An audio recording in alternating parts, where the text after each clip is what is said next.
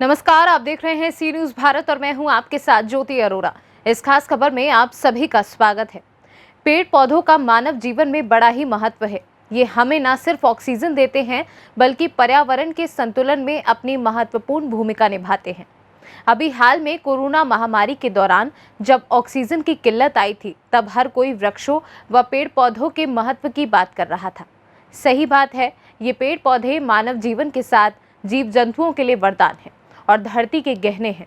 पेड़ पौधों के ही चलते मानव जीवन का अस्तित्व है।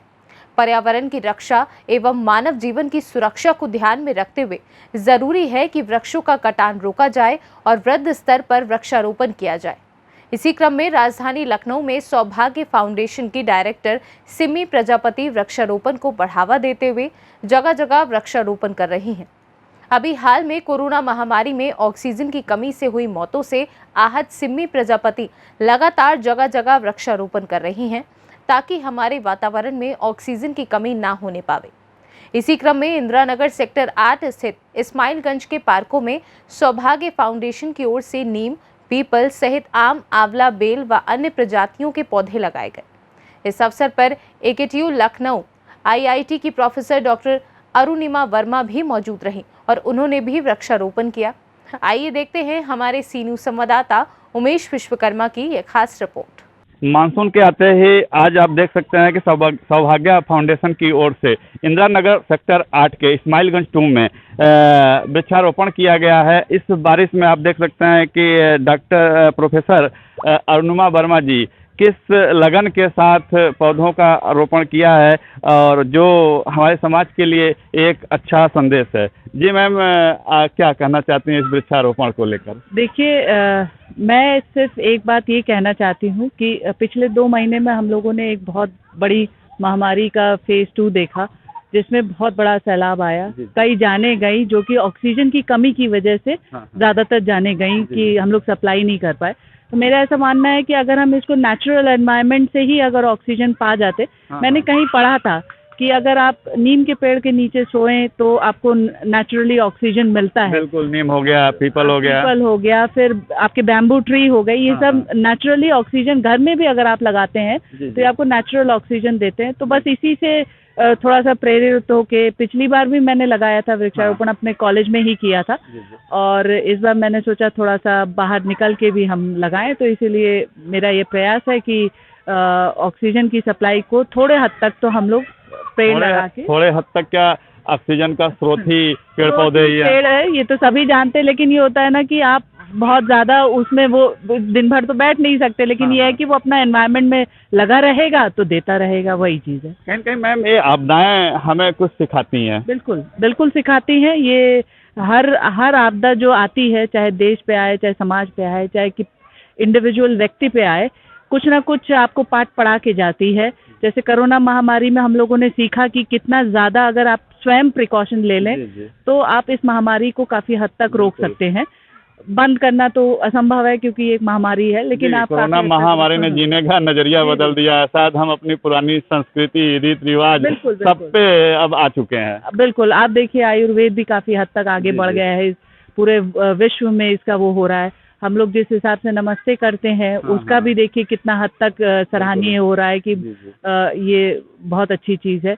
और वृक्ष लगाना तो खैर अपने आप में ही एक बहुत बड़ा काम है।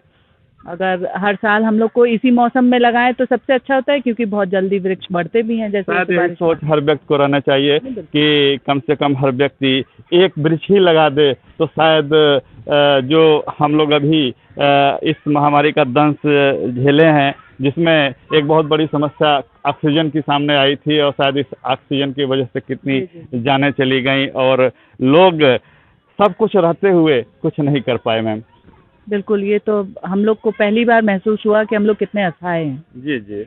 और अगर हम लोग सृष्टि का जो है अनादर करेंगे तो हर तरीके से सृष्टि उसका जो है अपना प्रकोप दिखाएगी। और कोरोना महामारी एक ऐसा ही प्रकोप है जो आगाह करती है हम लोगों को और सचेत करती है कि आप सृष्टि और प्रकृति के साथ खिलवाड़ न करें। बिल्कुल एकदम सही कहा आपने।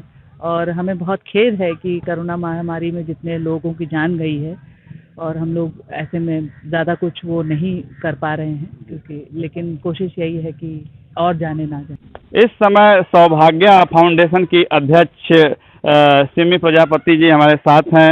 इनसे हम जानना चाहेंगे कि इस बारिश के समय में आप लोगों को किस तरह संदेश दे रहे हैं वृक्षारोपण करके कि हम लोग प्रकृति के समीप आएं। धन्यवाद उमेश जी। मैं सौभाग्य फाउंडेशन की अध्यक्ष। यहाँ पे हमारे मुख्य अतिथि के रूप में प्रोफेसर अरुणा वर्मा उपस्थित है, जो कि आईआईटी की प्रोफेसर हैं और वो AKTU से एफिलेटेड है।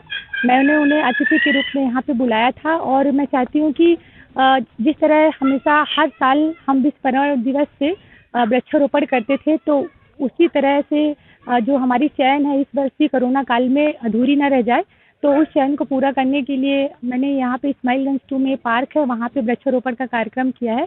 और आप जैसे बोले कि बारिश के समय भी वृक्षारोपण का कार्यक्रम चल रहा है, तो देखिए बारिश तो वृक्षों के लिए बहुत अच्छी चीज़ मानी जाती है और सही समय है पौधों को लगाने का, और सही टाइम भी है। और साथ में वृक्ष लगाने का एक उद्देश्य ये भी है कि लोगों को ये संदेश मिले कि इस कोरोना महामारी में जैसे ज़्यादातर हमारे देश का जो आंकड़ा रहा कि ऑक्सीजन की वजह से लोगों की मृत्यु हुई है, तो उस आंकड़े को अगर मान लीजिए हम मतलब कम कर सकते हैं या किसी तरह से अपने वातावरण में ऑक्सीजन की आपूर्ति को पूरा करने के लिए वृक्षारोपण का कार्यक्रम जारी रहे, इस वजह से हमने इस भरी बारिश में वृक्षारोपण का कार्यक्रम किया है। और ताकि लोगों को संदेश मिले कि वृक्ष ही हमारे लिए जीवन है धरती पे, अगर वृक्ष नहीं रहेंगे तो हमारे साथ जीवन हमारे लिए असंभव है। बहुत अच्छी बात आपने कही कि वृक्ष हमारे लिए जीवन है। शायद इस संदेश को हम लोगों को बहुत अपने दिल की गहराइयों में उतारना चाहिए और हर व्यक्ति को संकल्प लेना चाहिए कि उसे जैसे समय मिले उसके पास जो भी स्थान हो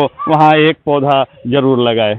और मैं साथ में ये भी अनुरोध करूँगी कि जैसे भारतवर्ष में जिस हिसाब से आबादी बढ़ती जा रही है, तो हमारे यहाँ पे सिस्टम होना चाहिए कि हर बच्चा ग्रेजुएशन के बाद उसका जो एक थीसिस वर्क होता है एक पेड़ से शुरू हो और वो तब तक कंप्लीट ना हो जब तक कि वो वृक्ष लगा के उसको ये ना बताए कि हमारा वृक्ष लग चुका है और वो पूरी तरह से मतलब ऐसी सिचुएशन पे है कि उसको कोई खतरा नहीं है, तब उसकी थीसिस की जो गाइड है उसको परमिट करे कि आपका ग्रेजुएशन कंप्लीट हुआ है। इससे हमारे भारतवर्ष में जिस हिसाब से जनसंख्या बढ़ रही है उस तरह से पेड़ की आबादी भी बढ़ती जाएगी। हाँ, लेकिन हो रहा है बिल्कुल उल्टा। पेड़ पौधे कटते जा रहे हैं, बिल्डिंगें बनती जा रही हैं, पेड़ पौधे कटते जा रहे हैं, जनसंख्या बढ़ती जा रही है, पेड़ पौधे घटते जा रहे हैं। किंतु हमें ध्यान देने की ज़रूरत है कि इसी अनुपात में वृक्षों को लोग लगाएं और जनसंख्या के अनुपात में उससे ज़्यादा कहीं न कहीं हमारे देश में वृक्षों की संख्या ज़्यादा हो। ज़्यादा, हाँ, यही मैं चाहती हूँ कि देखिए जिस हिसाब से आबादी बढ़ रही है भारतवर्ष में, तो चाहे आप जानवरों की बात करें तो उनके लिए भी खाने के लिए बड़ी दिक्कत है और जो हमारे पक्षी हैं तो उनके लिए घर घोंसले की दिक्कत हो रही है। तो हम चाहेंगे कि अगर वृक्षारोपण करके उनका जीवन बचाया जा सके, क्योंकि जो हमारा नेचर है, नेचर सबके लिए एक समान अनुपात का है और सबको जीने का अधिकार है, चाहे पशु हो, चाहे इंसान हो, चाहे जानवर हो। तो हम चाहते हैं कि वृक्षारोपण के जरिए लोगों को ये संदेश दें कि जो नेचर है, नेचर से कोई छेड़छाड़ नहीं किया जाए। अगर हम वृक्ष तोड़ रहे हैं तो उसके अनुपात में 2 वृक्ष लगाएं। ये थी सिमी जी, और जैसा कि इन्होंने संदेश दिया कि वृक्ष हमारे लिए जीवन है और हम लोगों को वृक्षारोपण करना चाहिए और पर्यावरण की सुरक्षा के लिए। जैसा कि महामारी में ऑक्सीजन की कमी को लेकर तमाम जाने गई, शायद इसकी वजह है कि हमारे देश में वृक्षों का कटान लगातार जारी है और वृक्षों की संख्या दिनों प्रतिदिन कम होती जा रही है। संकल्प लेना चाहिए सभी लोगों को कि हम सभी वृक्ष लगाएं और वृक्षों की रक्षा करें। सी न्यूज़ से उमेश विश्वकर्मा। इस खास खबर में फिलहाल के लिए इतना ही। देश दुनिया की तमाम बड़ी खबरों के लिए आप देखते रहिए सी न्यूज़ भारत।